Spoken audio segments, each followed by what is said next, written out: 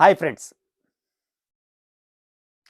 ఈ మధ్య యూట్యూబ్ వీడియోల్లో నాకు కనిపిస్తున్నటువంటి ప్రధానమైన అంశం ఏంటంటే, ఈ మతపరమైనటువంటి చర్చలు హిందూ సోదరులు, అట్లనే క్రైస్తవ సోదరులు ఒక పెద్ద ఎత్తున ఈ చర్చలు, అట్లనే ఈ దేవుడికి సంబంధించిన ఆయా గ్రంథాలకు సంబంధించినటువంటి అంశాలని పెద్ద ఎత్తున వీళ్ళు వీడియోల్లో పెట్టడం అనేది చూస్తున్నాం. అయితే ఈ వీడియోల్లో చూసిన తర్వాత అయితే వాళ్ళ కృషిని అభినందించాలి ఇద్దరు కూడా. తన మతం కాని, తన గ్రంథం కాని అంశాలని, పుస్తకాలని అధ్యయనం చేసి, దాంట్లో ఉన్న లోపాలని హేతువాద దృష్టితో పరిశీలించి బయట పెట్టడం అనేటువంటిది కొంత ఖర్చుతో కూడుకుంది. టైం ఖర్చు పెట్టాలి, దానికోసం కొంత శ్రమ పడాలి. ఆ ప్రయత్నం అంతా చేస్తున్నారు వీళ్ళు. అందుకు వీళ్ళని అభినందించాలి, ఇటు క్రైస్తవ సోదరులు కానీ, అటు హిందూ సోదరులను కానీ. ఇదొక అంశం. అయితే నా ప్రశ్న ఏంటంటే, అసలు వీళ్ళు ఏం చేస్తున్నారు? వీళ్ళు అంతిమంగా వీళ్ళని ఏమని పిలవాల్సి వస్తుందంటే, నాస్తికులు అని ఖచ్చితంగా పిలవవలసి వస్తుంది. ఎందుకని నాస్తికులు అని ఎవరిని అంటామంటే, దేవుడు లేడు అని ఎవరైతే అంటారో, ఎవరైతే ప్రచారం చేస్తారో, అందుకు సంబంధించిన రుజువులు చూపిస్తారో వాళ్ళని నాస్తికులు అంటాం. ఇప్పుడు వీళ్ళు చేస్తున్న పని అదే కదా. వీళ్ళు చేస్తున్న పని దేవుడు లేడు అని రుజువు చేయటానికి పెద్ద ఎత్తున ప్రయత్నం చేస్తున్నారు. నాస్తికుల కంటే ఎక్కువ, వాస్తవానికి నాస్తికుల కంటే కూడా చాలా ఎక్కువ ప్రయత్నం చేస్తున్నారు. వీళ్ళు దాదాపు పూర్తి కాలం ఇదే పనిలో ఉంటున్నారు.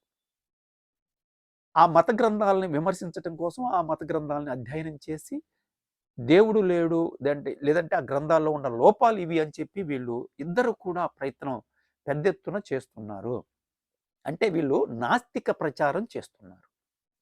నాస్తికులు కూడా ఇంత లోతైనటువంటి అధ్యయనం చేసి ఇంత పెద్ద ఎత్తున ప్రచారం చేయటం అనేది చేయటం లేదు వీళ్ళు చేసినంత. కాబట్టి వీళ్ళు నాస్తికులు. అయితే మీరు ఒక ప్రశ్న వేయచ్చు. అదేంటండి, ఎదుట వాళ్ళ గ్రంథాలలో ఉన్నటువంటి లోపాలను చెబుతున్నారు తప్ప వాళ్ళ గ్రంథాలని విశ్వసిస్తున్నారు కదా, అప్పుడు వాళ్ళు ఆస్తికులే కదా అని. అట్లా కూడా ఆస్తికులు కాదు. ఎందుకు అని అంటే, ఆస్తికత్వం అంటే ఏంటి అంటే సారాంశం చెబుతాను నేను. ఆస్తికత్వానికి సంబంధించిన సారాంశం ఏంటంటే, దైవాన్ని విశ్వసించటం, దైవం ఉందని నమ్మటం, అట్లనే దైవానికి ఉన్నటువంటి లక్షణాలు ఏంటి? దైవం విశ్వవ్యాపితం, దైవం సర్వశక్తి సంపన్నం, దైవానికి ఎలాంటి రూపు, రంగు, శబ్దము, స్పర్శ ఉండవు. అంటే దైవం మనిషి జ్ఞానేంద్రియాలకి చిక్కదు. కనుక ఈ లక్షణాలన్నీ ఉంటే దైవం అంటాం. ఆ దైవం మీద విశ్వాసం ఉండటం ఆస్తికత్వం అంటాం. అంటే దైవం అనేది సర్వశక్తి సంపన్నమైతే దైవం అనేది విశ్వవ్యాపితం. అంటే దైవం లేని ప్లేస్ లేదు. దైవం విశ్వం మొత్తం వ్యాపించి ఉంది సమానంగా. ఒక చోట ఎక్కువ దైవం, ఒక చోట తక్కువ దైవం ఉండదు. అంటే ప్రతి చోట దైవం ఉంటుంది.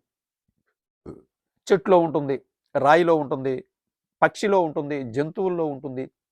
మీరు ఏది చూపిస్తే దాని లోపల దైవాన్ని చూడటమే ఆస్తికత్వం. కాబట్టి ఇప్పుడు రాముడి బొమ్మ ఉందనుకోండి, రాముడి బొమ్మలో దైవం ఉందని చెప్పి చూడటమే ఆస్తికత్వం ఉంది. యేసు ప్రభువులో కూడా దైవాన్ని చూడటమే ఆస్తికత్వం అవుతుంది. అట్లనే ముస్లిమ్స్ దగ్గర కూడా దైవాన్ని చూడటమే ఆస్తికత్వం అవుతుంది. ఆస్తికత్వం అని అంటే దైవం సర్వవ్యాపితం, అన్ని చోట్ల ఉంటుంది అని చెప్పి విశ్వసించటం. లేదండి, హిందూ విగ్రహాల్లో దైవం ఉండదు, ఇదిగో ఈ విగ్రహాల్లో, ఈ దేవాలయాల్లోనే దైవం ఉంటుంది అని చెప్పటం నాస్తికత్వం అవుద్ది, కానీ ఆస్తికత్వం కాదు. కృష్ణుడులో కూడా దైవం ఉంటుంది అని నమ్మటమే, విశ్వసించటమే ఆస్తికత్వం అంటే. కాబట్టి దైవం విశ్వవ్యాపితం అని నమ్మితే, దేవుడు లేని ప్లేస్ అనేదే లేదు అని నమ్మితే దాన్ని ఆస్తికత్వం అంటాం. అలా నమ్మినప్పుడు మీరు ప్రతి చోట దైవాన్ని చూడాల్సిందే కదా!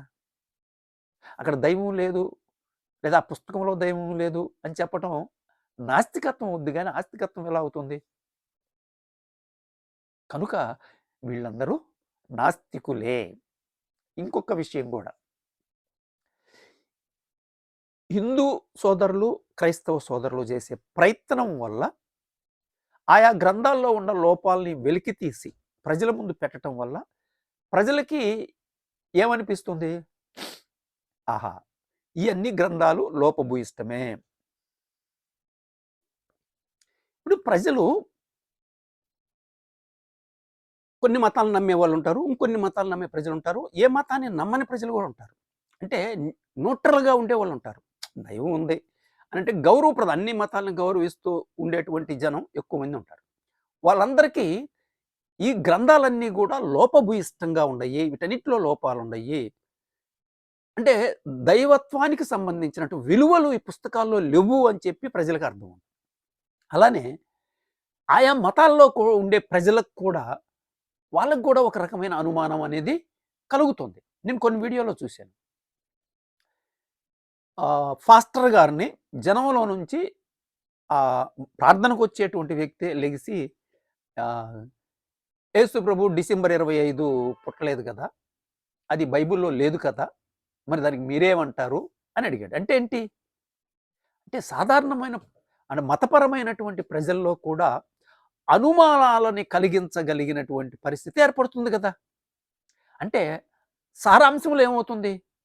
ప్రజలు ఆలోచింపజేసే విధంగా, ప్రజల్ని ఆలోచింపజేసే విధంగా, దేవుడి పట్ల విశ్వాసం తగ్గే విధంగా ఆయా ప్రజల్లో విశ్వాసాలు సన్నగిల్లుతాయి. అంటే దైవం పట్ల విశ్వాసాలు సన్నగిల్లుతున్నాయి. ఈ ప్రచారాల వల్ల. అంటే ఏం జరుగుతుంది?